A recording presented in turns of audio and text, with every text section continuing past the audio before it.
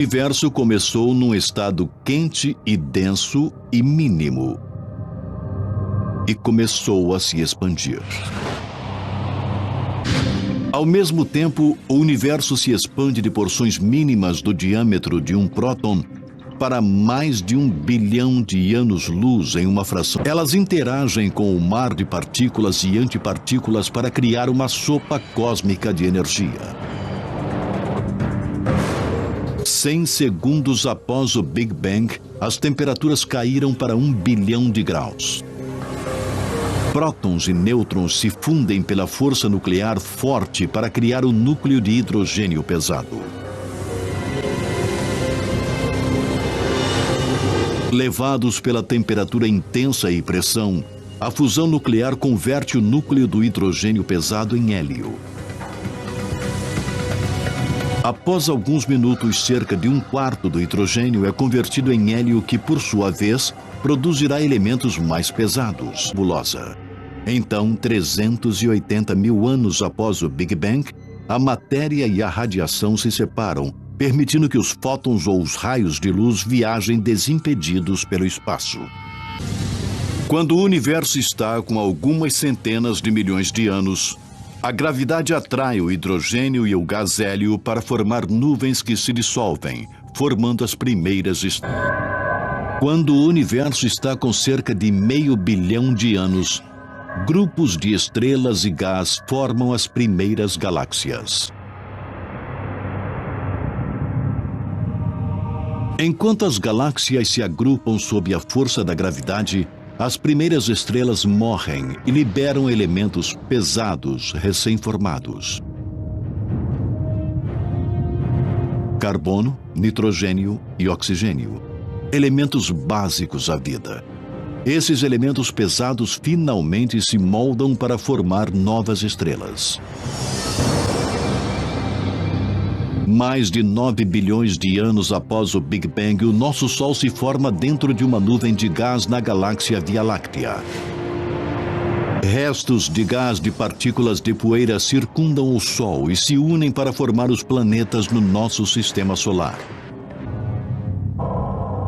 Tudo que vemos em nosso planeta emergiu da poeira estelar, que se originou há mais de 13,7 bilhões de anos atrás numa súbita centelha. O modelo Big Bang é um dos triunfos científicos dos últimos 100 anos.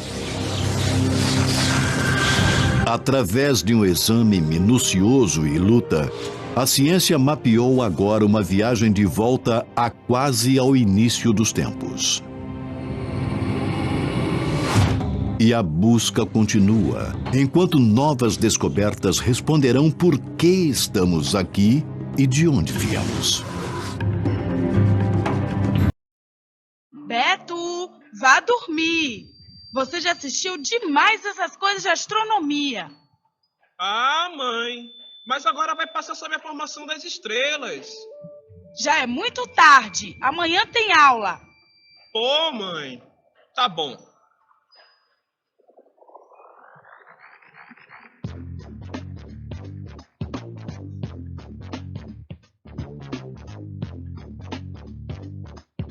Nossa, parece que eu estou flutuando no espaço.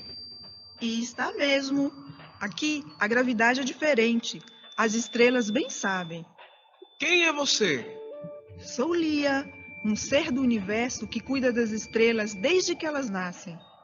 Uau! Eu sou Beto e não sei como vim parar aqui. Pela imensa curiosidade em ver as estrelas mais de perto. Ah, sou mesmo fascinado por estrelas. Pode me contar suas histórias? Bem, garoto Beto, é uma história de uns 14 bilhões de anos, quando nasceu a primeira estrela. Nossa! Já existiam muito antes da Terra. Mas como é que elas nascem? Pequenas perturbações em gigantescas nuvens de hidrogênio e poeira cósmica dão origem a grãos que vão crescendo por choques sucessivos. O campo gravitacional aumenta ao seu redor, atraindo mais e mais partículas. Em consequência, O aglomerado começa a se aquecer e passa a girar, girar, girar, assumindo gradualmente a forma de um disco. Na região central, mais densa e quente, ocorre a gestação da estrela, então chamada protoestrela. Depois da gestação, como ela vira estrela? A protoestrela vai ganhando cada vez mais massa enquanto a gravidade e a temperatura vão aumentando. Ao atingir a temperatura de 7 milhões de graus Kelvin, o hidrogênio começa a se transformar em hélio através da fusão nuclear. A estrela começa a brilhar e a se dilatar, e duas forças opostas entram em conflito: a contração causada pela gravidade e a expansão produzida pela elevada temperatura. A estabilidade da estrela virá quando essas duas forças se igualarem. Você falou de fusão nuclear, não o mesmo princípio da bomba de hidrogênio? Sim, no caso do Sol, é como se 5 bilhões de bombas de hidrogênio explodissem no seu interior a cada segundo, para gerar a luz e o calor que você desfruta lá na Terra. O Sol se encontra em equilíbrio há uns 4,5 bilhões de anos e deve permanecer assim por mais uns 5 bilhões de anos. Ah, então é por causa da fusão nuclear que as estrelas brilham. Isso mesmo, Beto. Parte da energia que a estrela libera através da fusão nuclear é o brilho que você vê lá da Terra. Mas se uma protoestrela acumula massa inferior a 8% da massa solar, sua temperatura interna não estimula a fusão nuclear e ela não acende. Vira um tipo de estrela fracassada chamada anã marrom, um objeto entre uma estrela e um planeta. Mesmo sem a fusão nuclear, ela consegue irradiar calor por alguns milhões de anos, ao final dos quais ela esfria, virando uma anã negra. Qual a cor das estrelas? As estrelas podem ser vermelhas, laranjas, amarelas, branco-amareladas, brancas, azuladas e totalmente azuis. É a temperatura da superfície da estrela que determinará sua cor. As mais quentes são azuladas, como a Unitac, e as mais frias, avermelhadas, como a Antares. O Sol está no meio termo, pois é uma estrela amarelada. Outra forma de classificar as estrelas é pelo seu tamanho, que corresponde à luminosidade. O Sol está na classe 5, é uma estrela de quinta grandeza em luminosidade. Quer dizer que existem estrelas ainda maiores que o nosso Sol? Sim, há estrelas menores e maiores que o Sol, como Antares, quase 800 vezes maior que ele. É quase como comparar uma bola de futebol a um grão de areia. Lia, mas se a estrela nasce, ela também morre? Sim, depois de alguns bilhões de anos, o hidrogênio da estrela pode não ser suficiente para manter as atividades de fusão em seu núcleo. A gravidade vence a luta contra a temperatura e a estrela começa a se contrair até morrer. Oh, que pena! Mas não acaba aqui. A morte da estrela é só uma transformação que dependerá de sua massa. Ainda bem! Se ela tiver até 10 vezes a massa do Sol, esfriará lentamente e se transformará em uma anã branca, com um tamanho comparável ao da Terra. Uma colher de sopa de sua matéria pesaria 3 toneladas, ou seja, metade da massa de um elefante adulto. Se a massa for superior a 10 massas solares, a estrela explodirá violentamente no fim da sua vida, com um brilho equivalente a bilhões de sóis, dando origem a supernovas. Em 10 segundos, uma supernova lança 100 vezes mais energia do que o Sol em toda a sua vida. Ela pode brilhar tanto quanto uma galáxia inteirinha e iluminar toda a galáxia da qual faz parte durante semanas. Uau! E para onde vai a matéria ejetada pela supernova, hein?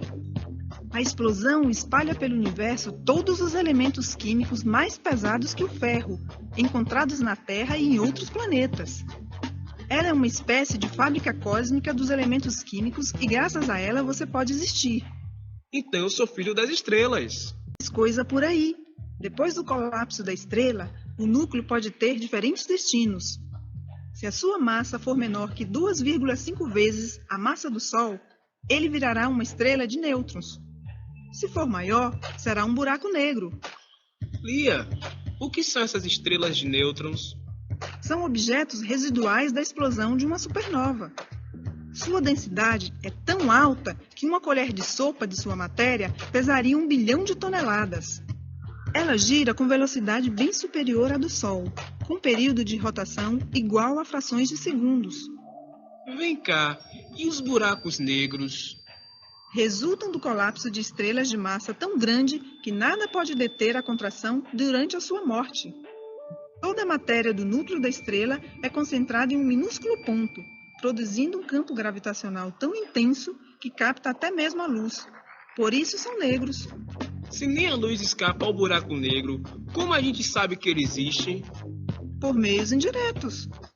Por exemplo, uma estrela muito próxima sofre a ação do buraco negro e emite grandes quantidades de raio-x e gama, enquanto é devorada. Esta radiação pode ser captada e analisada na Terra. Ah, eu queria mesmo ir ao espaço algum dia. Por que será que a estrela cai? Por que será que a estrela cai? A estrela cadente não é como as outras. É um meteorito que sofre atrito e se desintegra ao entrar na atmosfera terrestre. Lia?